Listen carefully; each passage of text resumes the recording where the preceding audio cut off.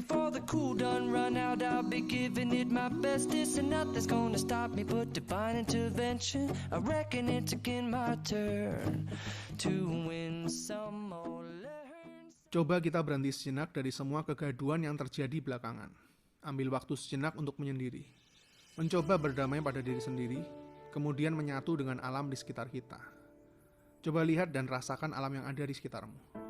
Lihatlah cara kerja dari hukum yang ditetapkan Tuhan untuk menjalankan seluruh siklus kehidupan di alam semesta ini. Matahari masih tetap terbit dari timur ke barat. Setiap hari sejak kita bangun dari tidur hingga kembali menutup mata kita. Tetap konsisten sejak bumi ini ada hingga saat ini. Untuk memberikan energi kehidupan bagi seluruh makhluk yang ada di bumi ini. Air masih tetap mengalir dari hulu ke hilir untuk memberikan kehidupan bagi setiap makhluk yang dilaluinya. Angin tetap berhembus dan terus berputar dari daratan ke lautan, dan membantu menciptakan keseimbangan bagi bumi kita ini. Semua siklus alam ini tetap berjalan secara harmonis sesuai dengan sabdanya, sejak bumi ini tercipta hingga saat ini. Dan rantai makanan masih terus berjalan bagi seluruh hewan yang ada di bumi ini secara cukup dan tidak berlebihan, sehingga kerajaan hewan tetap bertahan sejak dimulainya bumi hingga saat ini, yang sangat berbeda dengan berbagai jenis kerajaan manusia yang selalu jatuh dan bangun sejak ribuan tahun yang lalu. Bahkan burung-burung di udara masih tetap bisa mendapatkan makanan setiap hari untuk dirinya maupun untuk anak-anaknya, tanpa berkekurangan apapun. Sedangkan kita, manusia yang katanya menjadi makhluk yang paling berakal di bumi ini, masih ada yang mati kelaparan. Setiap hari dikuasai ketakutan akan hari esok dan masa depan. Bahkan tidak sedikit juga yang mengakhiri hidup mereka karena menganggap bahwa dunia ini terlalu kejam. Apa yang sebenarnya terjadi? Apa yang salah dengan semua ini? Apa bumi ini tidak berpihak kepada kita? Atau mungkin kita sendiri yang tidak pernah mau berjalan sesuai dengan kodrat? Sebenarnya jika kita mau sejenak berdiam diri, mencoba untuk melihat dan mendengar lebih dalam lagi, tidak ada yang salah sama sekali dengan bumi kita ini. Namun kita sendirilah yang semakin hari semakin menjauh dari kodrat ilahi. Alam ini masih tetap menyediakan semua yang dibutuhkan seluruh makhluk yang ada di bumi ini. Namun nafsu dan keinginan kita sendiri yang membuat semuanya menjadi sangat-sangat luar biasa rumit. Coba kita lihat bagaimana orang-orang yang hidup di desa atau pegunungan, misalnya suku-suku yang ada di pedalaman, yang bahkan belum tersentuh oleh listrik dan teknologi seperti kehidupan kita saat ini. Apakah ada perbedaan bagi hidup mereka yang mandiri dan selaras dengan siklus alam ini selama beberapa tahun terakhir, sejak adanya pandemi ataupun sebelum pandemi terjadi? Mungkin mereka tidak merasakan perbedaan apapun, atau bahkan mungkin juga sebagian dari mereka tidak pernah tahu bahwa saat ini ada sebuah pandemi yang sedang menyengsarakan miliaran manusia. Itulah kehidupan kita saat ini, yang mana sudah terlalu bergantung pada seluruh sistem dan teknologi yang ada di dunia ini, baik keuangan, pekerjaan, gaya hidup, bahkan hingga merubah sudut pandang kita mengenai arti dari kehidupan yang sukses sebagai seorang manusia. Ketergantungan akan sistem dan berbagai doktrin buatan manusia, yang dibuat untuk kepentingan manusia saja. Sehingga ketika seluruh sistem ini mulai kacau karena siklusnya terputus, begitu juga dengan kehidupan seluruh manusia yang ada di dalamnya. Itulah perbedaan mendasar dari sistem buatan manusia dan Tuhan, antara fana dan abadi. Ketika seluruh umat manusia sudah terlalu bergantung pada sebuah sistem atau tatanan yang diciptakan oleh manusia, tahukah apa yang akan terjadi setelahnya? Sungguh sangat amat mengerikan. Supaya semakin jelas, saya akan mengambil sebuah contoh skenario betapa kita saat ini hidup dalam sebuah masa yang sangat-sangat rentan pada kehancuran dunia. Mungkin sebagian besar dari kita merasa bahwa pandemi saat ini begitu berat untuk dijalani, hanya karena kita sudah terbiasa hidup dalam sebuah sistem yang tiba-tiba polanya berantakan. Namun itu masih belum seberapa besar dengan apa yang mungkin terjadi setelah ini. Saya belum membicarakan tentang perang dunia ketiga maupun bencana alam berkat global warming yang mungkin akan saya ceritakan di video lain. Namun ada sebuah siklus harian alam yang setiap hari terjadi di luar perhatian kita, yang akan memverifikasi seberapa manusia saat ini terlalu bergantung kepada teknologi, yaitu solar storm, atau biasa kita sebut sebagai badai matahari. Sebenarnya solar flare yang keluar dari lapisan matahari ini selalu terjadi secara periodik, dan masa dari ledakannya sangat bervariasi. Namun lebih sering terjadi ledakan yang terbilang wajar sehingga efeknya tidak sampai ke bumi kita. Jika ledakannya sangat masif, tentunya bumi kita akan berakhir dengan cepat. Namun bukan itu yang saya khawatirkan karena probability-nya lebih kecil. Sejarah mencatat beberapa ledakan yang cukup besar sering terjadi dan efeknya hingga menyentuh ke lapisan bumi kita. Salah satunya pernah terjadi pada tahun 1859, di mana sebuah ledakan solar flare yang powerful pernah sampai di atmosfer bumi kita. Efeknya saat itu cukup besar karena pancaran ledakannya mengandung gelombang elektromagnetik yang merusak sistem telegraf dan benda yang dialiri listrik di seluruh dunia pada masa itu. Meskipun tentunya tidak sampai melumpuhkan siklus dunia karena kita tahu sendiri pada tahun 1859 masih tidak banyak perangkat yang menggunakan listrik. Dan jumlah penduduk bumi yang tidak lebih dari 1,6 miliar orang yang mayoritas masih hidup mandiri dengan beternak dan bercocok tanam. Maka bencana ini tidak terlalu mereka rasakan sebagai doomsday. Namun coba bayangkan jika ledakan yang sama besarnya kembali terjadi pada era kita saat ini. Era di mana seluruh manusia yang jumlahnya 7 miliar penduduk sudah sangat-sangat bergantung pada sistem listrik dan teknologi. Kemudian tiba-tiba semua listrik yang ada di bumi kita tidak dapat beroperasi lagi hanya dalam hitungan detik. Merusak dan melelehkan semua perangkat apapun yang dialiri oleh listrik, tanpa adanya persiapan apapun. Bukan hanya sekedar kehilangan daya untuk melakukan semua pekerjaan maupun hiburan yang saat ini semuanya membutuhkan listrik. Namun dengan kualitas sumber daya manusia yang bisa saya bilang dalam tanda kutip di generasi kita ini sangat-sangat lemah karena seluruh ketergantungan kita. Saya rasa tidak akan butuh waktu lama sebelum terjadi chaos dan kelaparan di seluruh bumi. Yang ironisnya sebagian besar dari kita sudah tidak bisa lagi hidup mandiri dengan bercocok tanam maupun beternak apalagi berburu. Karena hal-hal itu semakin lama semakin terdengar asing bagi manusia modern yang hidupnya sudah terlalu dikontrol oleh sistem dan teknologi. Kalau di era kita saat ini aja udah seperti itu, apalagi anak cucu kita nanti ya. Tanpa listrik, otomatis peradaban kita kembali ke zaman batu. Bisa jadi seluruh sistem dan database digital dunia ini seakan kembali direset. Status semua orang tiba-tiba menjadi sama rata. Namun yang paling mengerikan adalah makanan. Sebagian besar dari kita sudah terbiasa dengan budaya membeli berbagai makanan cepat saji, bahan makanan segar maupun kemasan dari pasar atau supermarket. Berbagai makanan segar tadi didistribusikan dengan es maupun freezer yang membutuhkan listrik supaya tidak busuk selama pendistribusian. Di peternakan hingga pabrik pemotongan daging maupun makanan kemasan juga memerlukan listrik untuk memproduksi massal pasokan makanan dalam jumlah besar yang setiap hari dibutuhkan oleh miliaran orang di seluruh dunia. Dan tiba-tiba siklus itu berhenti sekejap mata.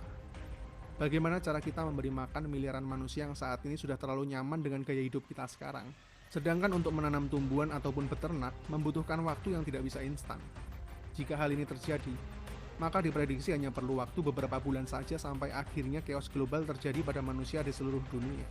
Penjarahan di mana-mana, yang kuat akan memakan yang lebih lemah, literally, dan tiba-tiba manusia yang sebelumnya begitu beradab, kembali lagi kepada hukum rimba. Hanya dalam waktu yang begitu singkat. Welcome to the real jungle bro. Dan ironisnya, semua ini terjadi hanya karena sebuah solar flare harian yang sangat kecil bagi semesta ini, yang punya kapasitas daya ledak sedikit lebih besar dari biasanya. And just like that, manusia masih mau sombong? Jika ada di antara kita yang berkata hal ini mustahil terjadi, begitu juga dengan keadaan kita sebelum pandemi ini muncul di awal tahun 2020. Siapa yang memperkirakan hal ini akan menjadi begitu besar seperti sekarang? Kita hanya salah satu makhluk yang hidup dalam siklus alam semesta ini. Tidak sepatutnya kita merasa pintar dan sombong sama sekali, karena kita hanyalah butiran debu bagi alam semesta ini. Jika memang pada saat ini kita harus dipaksa memulai kembali ke kehidupan kita lagi sebagai the new normal, mungkin ini adalah saat yang tepat bagi kita semua untuk sekaligus menjadi the new human, yang lebih sesuai dan kembali ke kaidah yang telah ditetapkan Tuhan. Sebenarnya ini adalah kesempatan kita untuk berubah menjadi manusia yang lebih baik dari sebelumnya, because right now, there is no comfort zone for all of us. Jadi apa artinya berdamai dengan corona? Saya ingat pernah menonton sebuah film berjudul Life of Pi, di mana seorang pemuda harus berada di sebuah sekoci bersama dengan seekor macan karena kapal induknya tenggelam bersama seluruh keluarganya, setelah disapu oleh sebuah badai di tengah samudera. Coba bayangkan, bertahan hidup di luasnya samudera sendirian saja sudah sangat sulit, apalagi harus hidup dengan seekor macan yang kelaparan di dalam sekoci yang sama. Kondisi kita saat ini pada dasarnya mirip dengan situasi dari pemuda dalam film ini. Mungkin awalnya kita akan begitu sulit menerima kenyataan yang mengerikan seperti itu. Tapi jika kita memang sudah berada di situasi itu, kita tetap harus bertahan dan beradaptasi, bukan? Toh marah atau menangis juga tidak akan pernah merubah realita yang sedang terjadi. Seiring dengan berjalannya waktu, macan kelaparan yang awalnya dianggap sebagai musuh, tanpa disadari oleh pemuda itu justru akhirnya menjadi sebuah cambuk dan motivasi bagi dirinya untuk keluar dari comfort zone-nya. Dan berupaya terus survive supaya tidak menjadi makanan sang macan. Dan habit itu justru membuatnya menjadi seorang manusia yang jauh lebih hebat dan adaptif baik secara skill maupun mental. Karena keberadaan macan itu membuatnya terus ada di luar zona nyamannya, sekaligus terus memaksanya untuk menjadi sosok yang lebih hebat setiap harinya. Pada akhirnya, dia menyadari bahwa tanpa ada macan di dalam skocinya, dia sudah lama kehilangan pengharapan karena hanya terapung sendirian di luasnya samudra selama 227 hari. Pemuda ini menjadi yakin tanpa adanya macan ini sebagai sebuah cambuk yang memotivasinya untuk tetap tangguh. Mungkin dia sudah lama bunuh diri dalam keputusasaan karena sendiri di tengah samudera. Begitu juga dengan pandemi ini, yang mungkin saja akan berada di antara kita selama puluhan atau bahkan mungkin ratusan hari ke depan. Tapi, dengan adanya pandemi ini, kita dipaksa untuk lebih memperhatikan kesehatan tubuh kita demi meningkatkan imunitas, menjaga kebersihan, belajar banyak mengenai pola hidup sehat, kembali berolahraga, dan bersyukur atas kesehatan yang kita miliki saat ini. Sebelum ada pandemi, mungkin sebagian besar dari kita tidak peduli dan masa bodoh dengan semua itu. Dengan adanya pandemi ini, kita dipaksa untuk lebih adaptif dalam berpikir, lebih banyak mempelajari skill-skill baru supaya bisa tetap kompetitif dan terus berkembang sebagai manusia. Karena kita menyadari bahwa hidup ini terus berputar seperti sebuah roda. Pada saat kita berhenti mengayuh roda sepeda itu, maka kita akan kehilangan momentum dan jatuh. Dengan adanya pandemi ini, kita kembali disadarkan mengenai humanity yang sering kita lupakan, untuk peduli pada orang-orang di sekitar kita. Bahkan kita diberikan kesempatan untuk menjalankan amal ibadah yang sesuai dengan hakikat kita, yaitu berguna bagi sesama, jika memang kamu ambil kesempatan ini tentunya. Dengan adanya pandemi ini, kita sama-sama kembali diingatkan betapa fana dan rapuhnya peradaban yang dibangun oleh manusia, hanya karena sebuah makhluk kecil yang tak terlihat saja seluruh bumi ini sudah terguncang. Sudah saatnya kita kembali kepada kaidah kita sebagai manusia di bumi ini, yaitu menjadi khalifah untuk memelihara bumi ini, dan bukan hanya menguasainya untuk kepentingan manusia semata. Dengan adanya pandemi ini, bahkan salah satu lubang ozon terbesar yang ada di dunia saat ini sudah sepenuhnya menutup karena lockdown berbulan-bulan dari banyak negara di dunia. Setidaknya pandemi ini memaksa kita untuk berhenti sejenak dari nafsu kita yang tidak bisa dikendalikan untuk mengirim dunia ini kepada kiamat versi global warming yang seharusnya terjadi beberapa dekade lagi, yang dibuktikan dengan ketidakseimbangan iklim dan bencana alam yang terus terjadi beberapa tahun belakangan. Pandemi ini juga mengajarkan kita supaya tidak menjadi budak uang dan pekerjaan. Kita bisa lihat sendiri kondisi saat ini. Semua kalangan baik miskin maupun kaya seakan-akan dikembalikan pada hakikat bahwa semua pencapaian kita selama ini tidak ada artinya sama sekali untuk melawan virus ini, meski sekuat dan sekaya apapun kita. Namun justru dikembalikan kepada hal yang sangat-sangat mendasar, yaitu bersyukur atas hidup dan kesehatan yang kita miliki saat ini. Dan ya, hanya itu saja. Selalu ada banyak cara untuk tetap bersyukur, bukan?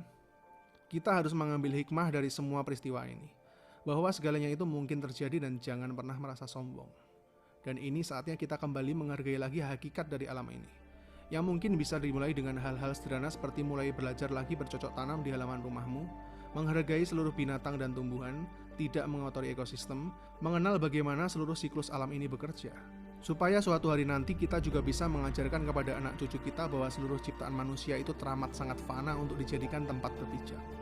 Karena hanya alam inilah satu-satunya tempat berlindung bagi seluruh umat manusia ketika semua yang dibangun oleh manusia musnah.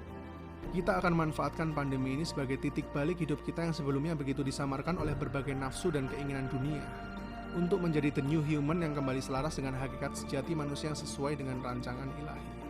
Karena dalam dunia ini hanya ada dua jenis kepentingan, manusia dan Tuhan.